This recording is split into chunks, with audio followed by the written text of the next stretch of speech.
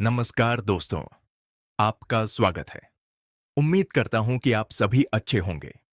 आज की वीडियो का टॉपिक खास है क्योंकि इसमें हम बात करेंगे घशमेंद्र धिल्लन और शौर्य सिंह को लेकर। आज सुबह गुम्मर ने एक वीडियो पोस्ट किया है जिसमें उन्होंने सॉफ्ट तरीके से धमकाने की कोशिश की है। हम देखेंगे कि उनकी बातों में कितना दम है, उनके दिए गए रीजंस कितने सही हैं और उनके अपडेट्स ऑफ मैसेज को डिकोड और पोस्टमार्टम करेंगे। इसके बाद आप खुद एनालिसिस करके तय कर सकते हैं कि शौर्य सिंह का कितना साथ देना है और कितना नहीं। तो बिना देर किए चलिए वीडियो को शुरू करते हैं। गुसमिंदर का कहना है कि ओएम पासिव एक वास्तविक प्लेटफॉर्म है और किसी भी तरह का स्कैम नहीं है। ऐश मफारे कहीं नहीं गए हैं और ओएन पासिव पूरी तरह से यहीं पर है। ये अलग अलग जगहों पर रजिस्टर्ड है, जिससे यह साबित होता है कि ओएन पैसिव कभी भी भागने वाला नहीं है। गुसमिंदर ने यह भी दावा किया कि 99% फाउंडर्स हमेशा सकारात्मक रहे हैं। उनका तर्क है कि 99% लोग पॉजिटिव क्यों हैं। इसका सबूत उनके वीडियो के कमेंट्स में दिखता है, जहां ज्यादातर लोग पॉजिटिव फीडबैक देते हैं। इससे यह साफ होता है कि 99% फाउंडर्स का दृष्टिकोण सकारात्मक है।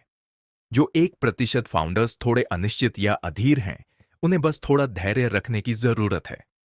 इसके अलावा उन्होंने यह भी कहा कि कई फाउंडर्स को पहले ही कमीशन मिल चुका है, जिसकी रकम $50 से लेकर 3 से 4 लाख रुपए तक हो सकती है। यह इस बात का प्रमाण है कि ऑन पासिव भरोसेमंद है और कभी किसी को धोखा नहीं देगा। शश ने तमाम मुश्किलों का सामना करते हुए आगे बढ़ने का साहस दिखाया है। वह आज भी मजबूती से खड़े हैं और लगातार आप सबके लिए मेहनत कर रहे हैं। उनका पूरा फोकस ऑन पैसिव को आपके लिए फिर से खड़ा करने और बेहतर बनाने पर है। इसलिए यह सोचना कि वह कहीं भाग गए हैं बिल्कुल गलत है। आपको टेंशन लेने की जरूरत नहीं है। शौर्य सिंह, जो आईएएस की तैयारी कर रहे हैं, उन्हें चीजों को गहराई से समझने और एक व्यापक दृष्टिकोण अपनाने की जरूरत है।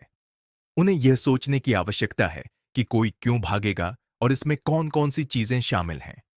अगर इसके बावजूद भी उन्हें कुछ समझ नहीं आता और वे लीगल कदम उठाना चाहते हैं, तो दिसंबर तक इंतजार करने की जरूरत नहीं है। वह अभी भी केस कर सकते हैं। हमारी लीगल टीम हर चीज का सामना करने के लिए तैयार है। एसएससी जैसे केस भी चल रहे हैं और अगर यह केस 2 साल या 5 साल तक चलता है तो भी हम उसका सामना करेंगे। इसलिए डरने की कोई बात नहीं है। मैं हमेशा फाउंडर्स के साथ खड़ा हूं और कहीं नहीं गया हूं। जिस दिन मुझे यह लगेगा कि ओएन पासिव में कोई गड़बड़ी है, मैं सबसे पहले आपके साथ खड़ा रहूंगा। मैं ऐसा लीडर हूं जो कभी भी भागने वाला नहीं है और हमेशा भारतीय फाउंडर्स के साथ मजबूती से खड़ा रहेगा। बहुत सारी बातें हैं जो कहनी चाहिए, लेकिन वीडियो लंबा हो सकता है। इसलिए सबसे जरूरी और अहम बातें मैंने अभी आपके साथ साझा की हैं। अब हम गुसमिंदर द्वारा कही गई बातों का पोस्टमार्टम करेंगे और यह तय करना आपका काम है कि कौन सही है और कौन गलत। शौर्य सिंह का साथ देना चाहिए या नहीं, इसका फैसला भी आपको करना है।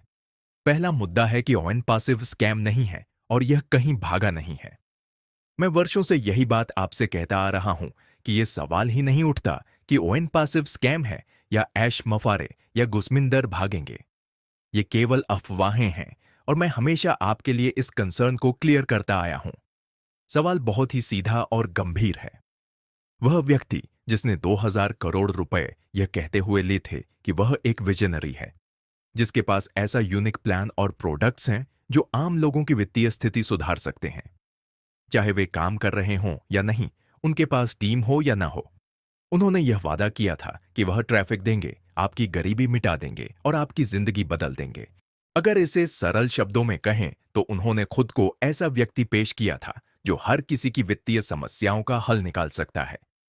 लेकिन सवाल यह है कि 6 साल बाद जो अब तक हुआ है, उससे यही दिखता है कि वह सिर्फ एक साधारण व्यक्ति हैं। उनकी लीडरशिप स्किल्स में कोई खास बात नजर नहीं आती, उनका विजन स्पष्ट नहीं है और ऐसा कोई ठोस सबूत नहीं है जो यह दिखाए कि वह एक आईटी कंपनी को चलाने या तकनीकी चीजों को समझने में सक्षम है। अब यह सवाल और गहराता है क्योंकि 2020 से ही यही बातें चल रही हैं। क्या उन्होंने वादे पूरे किए? क्या उनका प्लान वाकई इतना मजबूत है जितना बताया गया था? क्या उनके पास तकनीकी समझ और नेतृत्व कौशल है जो इस बड़े मिशन को संभाल सके? ये सभी सवाल अब तक अनुत्तरित हैं और यही असली चिंता का विषय है। अब जब यह बातें सामने आती हैं तो अंधभक्त यही कहेंगे कि लीडरशिप क्वालिटी नहीं है। ऑन पैसिव ने दुबई में इतना बड़ा काम कर दिया, वहां इतनी बड़ी बड़ी उपलब्धियां हासिल की। वे यह कहेंगे कि आपको पता ही नहीं है कि कॉरपोरेट दुनिया कैसे काम करती है और कितना कठिन होता है यह सब संभालना। लेकिन असल में जो दिखावे का खेल चल रहा है, वही लोगों को यह सोचने पर मजबूर कर रहा है कि वाकई बहुत बड़ा लीडर है, बहुत खतरनाक इंसान है। अब यह समझने की जरूरत है कि 2020 से यही बहाने दिए जा रहे हैं। किसी ने लूट लिया, किसी ने धोखा दे दिया। हर बार जब कोई सवाल उठता है तो यही कहानियां सामने आती हैं। सच यह है कि जब कोई व्यक्ति लाख रुपए खर्च करके भी एक छोटा सा बिजनेस शुरू करता है, तो वह भी यह जानता है कि इसमें रिस्क है। उसे पता होता है कि मेहनत करनी पड़ेगी, संघर्ष करना पड़ेगा। लेकिन यहां 2000 करोड़ रुपए लेने के बाद भी बस बहाने दिए जा रहे हैं। यह समझने का वक्त है कि क्या वाकई यह एक मजबूत नेतृत्व है या सिर्फ खोखले वादे। आपकी बात बिल्कुल सही है। एक विजनरी इंसान वही होता है जो पहले से यह समझ सके कि कहां कहां गड़बड़ हो सकती है, कहां धोखा खाने का खतरा है, और उसके लिए पहले से तैयारी करके चलता है। अगर कोई 2000 करोड़ रुपए लेता है और उसे यह तक नहीं पता कि सॉफ्टवेयर में क्या समस्याएं आ सकती हैं या बिजनेस में कौन कौन सी चुनौतियां आएंगी, तो फिर उसे उस लेवल पर लायक कैसे माना जा सकता है।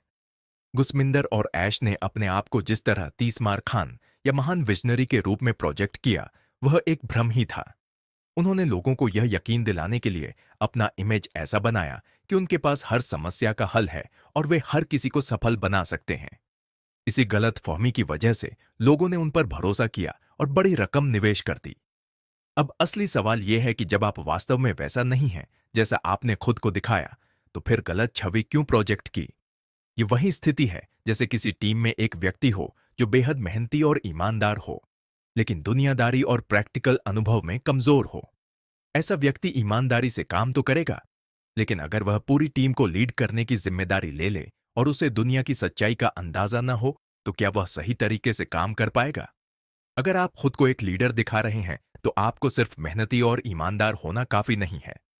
आपके पास दूरदृष्टि, प्लानिंग और संभावित जोखिमों से निपटने की क्षमता भी होनी चाहिए। यही बात गुसमिंदर और ऐश पर लागू होती है। उनका नेतृत्व और तैयारी उन वादों के मुताबिक नहीं है जो उन्होंने फाउंडर्स को दिए। आपने बहुत सही उदाहरण दिया। अगर कोई व्यक्ति ईमानदार, मेहनती और अपने काम में अच्छा है, तो उसे उस काम के लिए इंसेंटिव्स और बोनस देना जायज है। लेकिन जब बात मैनेजरियल स्किल्स की आती है, तो यह बिल्कुल अलग स्तर की जिम्मेदारी और क्षमता की मांग करता है। अगर उसमें वह स्किल्स नहीं है, जैसे नेतृत्व क्षमता, निर्णय लेने की योग्यता और बड़े विजन को समझने की क्षमता, तो उसे मैनेजर बनाने का निर्णय गलत होगा। हाँ, आप उसे ट्रेनिंग देने की कोशिश कर सकते हैं, उसे बेहतर बनने का मौका दे सकते हैं, लेकिन जब तक वह उन स्किल्स में महारत हासिल न कर ले, उसे मैनेजर बनाना जोखिम भरा हो सकता है। और यह तो एक सामान्य सिद्धांत है कि हर व्यक्ति हर जिम्मेदारी के लिए उपयुक्त नहीं होता। यह स्थिति गुसमिंदर और ऐश पर भी लागू होती है। मेहनत करना और सही इरादे रखना अच्छी बात है, लेकिन जब वे खुद को लीडर और विजनरी के तौर पर प्रस्तुत करते हैं, तो यह सुनिश्चित करना उनकी जिम्मेदारी है कि उनके पास वह नेतृत्व और मैनेजमेंट स्किल्स हों जो इतने बड़े मिशन को संभाल सकें। अगर उन्हें यह पता था कि उनके पास ये क्षमताएं नहीं हैं, तो फिर इतनी बड़ी जिम्मेदारी क्यों ली? लोगों से इतने बड़े वादे क्यों किए? ऐसा लगता है कि उन्होंने सिर्फ एक छवि बनाई और वह छवि वास्तविकता से मेल नहीं खाती। इस उदाहरण से यही समझा जा सकता है कि अगर किसी को मैनेजर के स्तर पर लाना है, तो सिर्फ मेहनत और ईमानदारी काफी नहीं है। उसमें वह ट्रेट्स और स्किल्स भी होने चाहिए जो उस भूमिका के लिए जरूरी हैं। वरना न केवल टीम प्रभावित होगी, बल्कि पूरी प्रणाली कमजोर पड़ जाएगी। आपकी बात में दम है। शराफत और ईमानदारी एक अच्छी विशेषता है, लेकिन वह किसी को 2000 करोड़ रुपए देने का कारण नहीं बन सकती। जब किसी व्यक्ति को इतने बड़े पैमाने पर फंड दिया जाता है, तो उम्मीद की जाती है कि उसके पास वह कैपेबिलिटी, लीडरशिप स्किल्स और प्रोफेशनल अनुभव हो, जिससे वह उस धन का सही उपयोग करके एक सफल प्रणाली खड़ी कर सके। ऐश की ईमानदारी और गरीबों के लिए सोचने की भावना मानने योग्य है, लेकिन यह उन स्किल्स की कमी को पूरा नहीं कर सकती जो इतने बड़े मिशन के लिए जरूरी थीं। अगर उसके पास वह मैनेजरियल स्किल्स नहीं थीं या वह तकनीकी विशेषज्ञता नहीं थी, तो ऐसे में सवाल उठता है कि उसने 2000 करोड़ क्यों लिए। लोगों ने ऐश को पैसा इसलिए नहीं दिया कि वह शरीफ है या अच्छा इंसान है। पैसे इसलिए दिए गए क्योंकि उन्होंने अपने आप को एक लीडर और विजनरी के रूप में प्रस्तुत किया, जिसने यह वादा किया था कि वह लोगों को वित्तीय स्वतंत्रता दिलाएगा। अगर उनके पास ये जरूरी स्किल्स नहीं थीं, तो यह उनकी जिम्मेदारी बनती है कि वह ईमानदारी से स्वीकार करते कि वह इस भूमिका के लिए उपयुक्त नहीं है। आपने सही कहा, आपके आसपास या किसी के भी आसपास अच्छे और ईमानदार लोग बहुत होंगे, लेकिन क्या आप उन्हें 2000 करोड़ देंगे? निश्चित ही नहीं। पैसा देने का आधार शराफत नहीं, बल्कि काबिलियत और नतीजे देने की क्षमता होती है। ऐश की इस स्थिति में उनकी कमी की वजह से न केवल उनकी खुद की विश्वसनीयता पर सवाल उठ रहे हैं, बल्कि उन्होंने हजारों फाउंडर्स के विश्वास और भविष्य को भी खतरे में डाल दिया है। इस तरह सिर्फ अच्छे इंसान होने से कोई लीडर नहीं बन जाता। एक सच्चे लीडर में दूरदृष्टि, प्रबंधन कौशल और चुनौतीपूर्ण परिस्थितियों में निर्णय लेने की क्षमता होनी चाहिए। अगर ये चीजें नहीं हैं, तो न केवल वह खुद असफल होगा, बल्कि बाकी टीम और सिस्टम को भी नुकसान पहुंचाएगा। आपने बहुत सही सवाल उठाया है। जब बात 2000 करोड़ रुपए जैसी बड़ी रकम की होती है, तो यह एक बहुत गंभीर मामला है, और अगर किसी के पास उसे सही दिशा में चलाने की क्षमता नहीं है, तो वह सिर्फ खुद को और दूसरों को निराश करता है। इस तरह की रकम केवल शराफत से नहीं दी जाती। उस रकम के पीछे जो उम्मीदें होती हैं, वह इस बात पर आधारित होती हैं कि व्यक्ति के पास दृष्टिकोण, लीडरशिप स्किल्स और काबिलियत है, ताकि वह उन पैसों को सही तरीके से इस्तेमाल कर सके और एक मजबूत, सस्टेनेबल कंपनी बना सके। अब घुसमेश्वर जो कह रहे हैं कि पैसे वापस दो, यह दर्शाता है कि जब किसी के पास स्किल्स नहीं है, तो वह केवल जीवन भर लड़ता रहेगा, बिना किसी नतीजे के। पैसा वापस करना एक बहुत बड़ा कदम हो सकता है, लेकिन जब किसी के पास वह क्षमता नहीं होती, तो वह खुद को साबित करने में असमर्थ होता है। अपनी शराफत या ईमानदारी दिखाकर किसी कंपनी को नहीं चलाया जा सकता है, खासकर जब आपको टेक्नोलॉजी और कंपनी के संचालन की बारीकियों की समझ होनी चाहिए।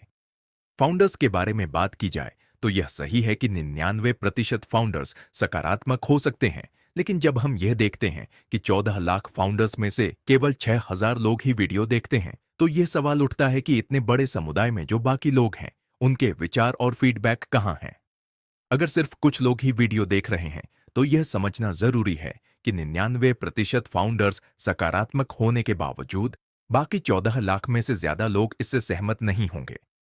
यानी यदि यह 99% की बात की जा रही है, तो वह सही है कि बहुत से फाउंडर्स सकारात्मक होते हैं, लेकिन क्या उन फाउंडर्स का वास्तविक समर्थन और सक्रिय भागीदारी दिखाई देती है? यदि यह सिर्फ वीडियो के व्यूज तक सीमित है, तो इसे सकारात्मकता की असली पहचान नहीं माना जा सकता। इसलिए अगर किसी के पास सही स्किल्स और क्षमता नहीं है, तो वह सिर्फ अपने वक्त और ऊर्जा को बर्बाद करेगा। और यह सच्चाई है कि एक कंपनी को चलाने और उसे सफल बनाने के लिए सिर्फ अच्छी नीयत और शराफत से काम नहीं चलता। आपकी बात सही है, और इसमें एक लॉजिकल और वास्तविक दृष्टिकोण की जरूरत है। जब हम 14 लाख फाउंडर्स की बात करते हैं, तो अगर 60,000 लोग ही वीडियो देख रहे हैं, तो यह बहुत कम है। और अगर उन 60,000 में से 10,000 लोग लाइक कर रहे हैं, तो इसका मतलब यह है कि सिर्फ 0.7% लोग ही वास्तविक रूप से सक्रिय हैं। यह निश्चित रूप से एक बहुत ही छोटा प्रतिशत है, और इसका मतलब यह है कि बाकी लोग या तो उतने सक्रिय नहीं हैं, या फिर उन्हें पूरी तरह से समर्थन नहीं मिल रहा है। अगर हम यह मानते हैं कि कई लोग एक से ज्यादा आईडी इस्तेमाल कर रहे हैं, तो यह संख्या और भी गलत हो सकती है, क्योंकि यह दर्शाता है कि वास्तविक सक्रिय समर्थन बहुत कम है। 14 लाख फाउंडर्स के बीच अगर सिर्फ 10,000 लोग लाइक कर रहे हैं, तो इसका मतलब यह नहीं हो सकता कि बाकी सभी लोग पूरी तरह से सहमत या सकारात्मक हैं। यह तो साफ दर्शाता है कि किसी भी अभियान या प्रोजेक्ट के लिए वास्तविक समर्थन तभी हो सकता है जब उसे अधिकतम संख्या में लोग एक्टिवली और ईमानदारी से सपोर्ट करें। इसका मतलब यह नहीं कि सब लोग नकारात्मक हैं, बल्कि यह कि इस पूरे फाउंडर समुदाय में एक बड़ी संख्या है जो या तो निष्क्रिय हैं या फिर पूरी तरह से जुड़ी नहीं है। इसलिए अगर 60,000 लोग वीडियो देख रहे हैं और उनमें से भी 10,000 लोग ही लाइक कर रहे हैं, तो यह एक संकेत है कि ज्यादातर लोग सिर्फ देख रहे हैं, लेकिन उनका सक्रिय समर्थन कम है। और यह किसी भी प्रोजेक्ट के लिए एक चुनौती है। आपकी बातों में एक सख्त और तार्किक दृष्टिकोण है जो वास्तविक स्थिति को सही से समझने का प्रयास करता है। जब हम 60,000 के एवरेज व्यूज होते हैं, 10,000 लाइक्स की बात करते हैं, तो यह साफ है कि वीडियो को देखने वाले लोग सक्रिय रूप से समर्थन नहीं दे रहे हैं। हालांकि यह भी सच है कि कई लोग बार बार वीडियो देखते हैं, लेकिन इसका मतलब यह नहीं कि वे सब सकारात्मक रूप से जुड़ रहे हैं। इसके अलावा जब 99